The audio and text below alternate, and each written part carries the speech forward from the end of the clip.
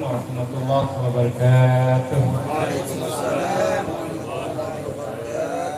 Alhamdulillahirabbil alamin wassalatu wassalamu ala Rasulillah wa ala alihi wa ashabihi wa mawala.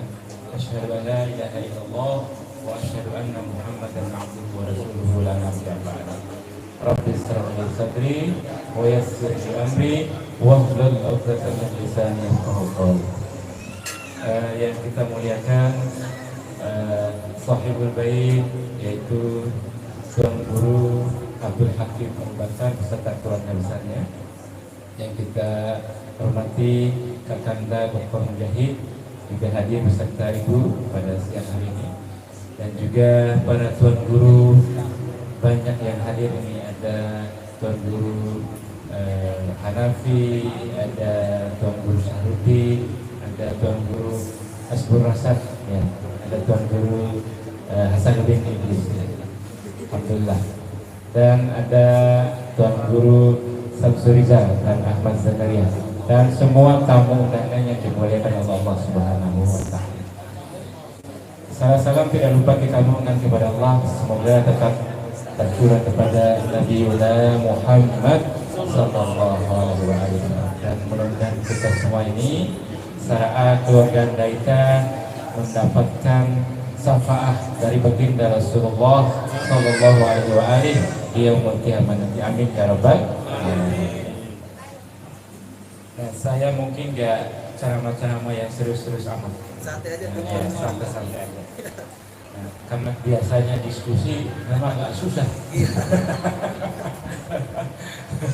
Biasanya diskusi di akademik, kalau suruh ceramah itu agak susah bahasanya.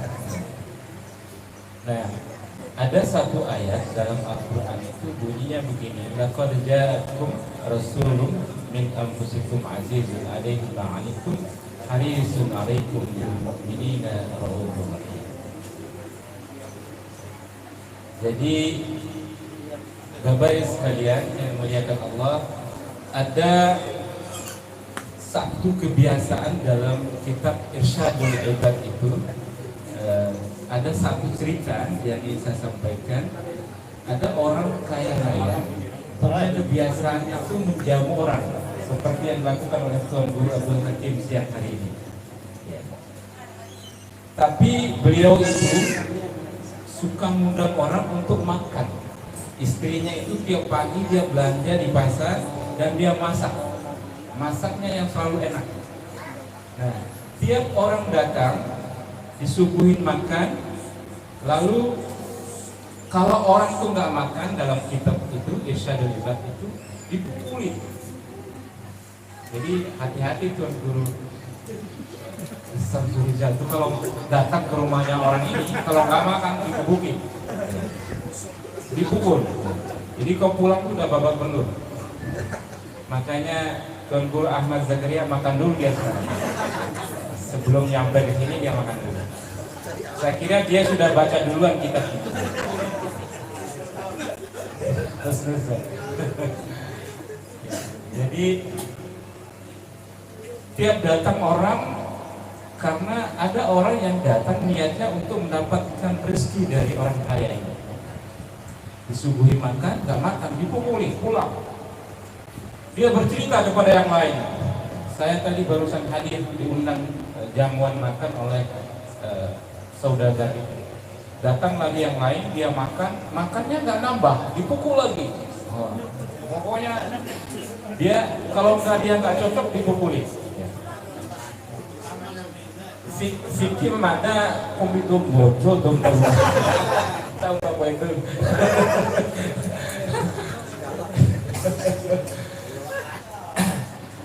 Nah, suatu hari ada pengemis. Pengemis ini sudah dengar cerita tentang saudagar kaya ini. Nah, dia coba-coba datang ke rumahnya. Dia udah siapin makan yang banyak. Namanya pengemis memang belum makan berhari-hari. Akhirnya dia makan yang banyak. Nah, pas mau pamit pulang, dia karena udah dia dengar cerita sebelumnya dipukuli terus. Lalu tanda tanya dia, kok saya nggak dipukul-pukul? Bahkan dia memberikan amplop yang tebal. Mungkin amplopnya Ustaz Hakim tadi udah nyampe ke sini. Makanya tadi jarang diundang lagi sama Ustaz Hanafi. Tapi insya Allah setelah ceramah ini mungkin diundang lagi.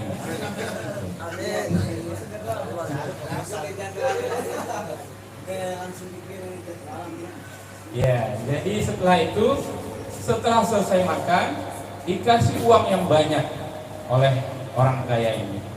Penasaran pengemis ini, kok yang lain dipukuli buru-buru dikasih amplop, dipukuli sampai bawah belur, kok saya malah dikasih uang yang banyak. Ditanyalah sama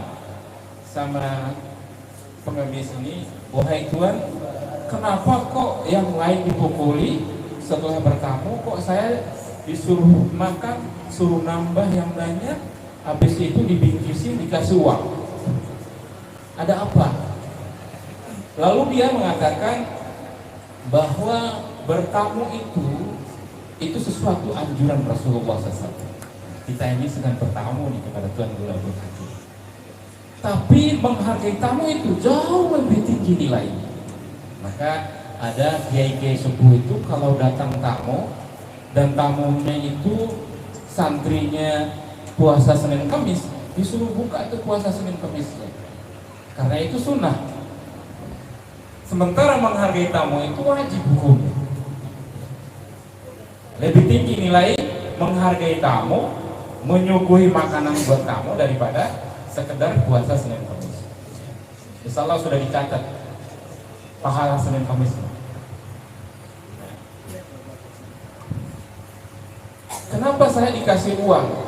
Kata dia, istri saya itu pagi-pagi sama saya sudah berangkat ke pasar untuk membeli bahan makanan. Setelah pulang itu tidak langsung jadi sayur, dipotong-potong, dimasak, dihidangkan. Tapi ketika datang tamu tidak mau makan, itu yang bikin saya marah. Itu yang bikin saya pukul ke tamu saya. Artinya dia tidak menghargai tuan rumah. Sudah susah payah. Jadi sekali lagi, ternyata makan di rumah orang itu lebih tinggi nilai pahalanya sekedar puasa Senin Kamis. Jadi kita hargai itu yang punya rumah. Ala aja lah bertanggung dulu. Oh lalu ramian lalu na Bang Adi ya. Iya, nampuy ini dia pikir dulu.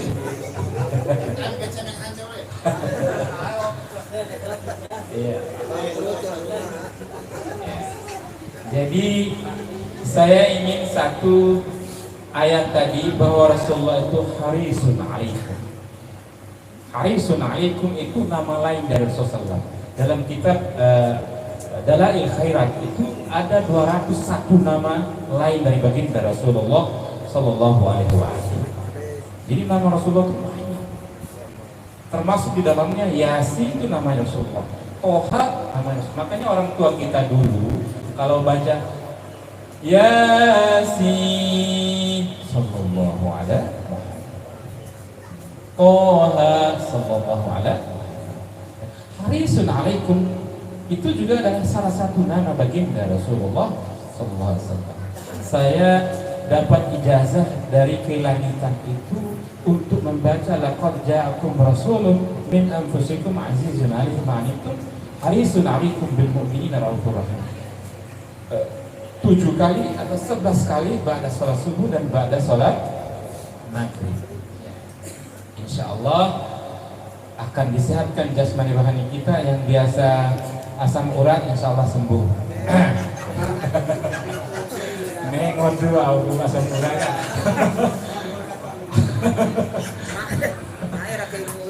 Tuan Guru Hakim ke lau semak kan ceramah sarau gitu. Baik bah, au ngaran asam urat salah siang masak urat. Dengar saya naik kenari saya sendok perluan sama baik asam urat.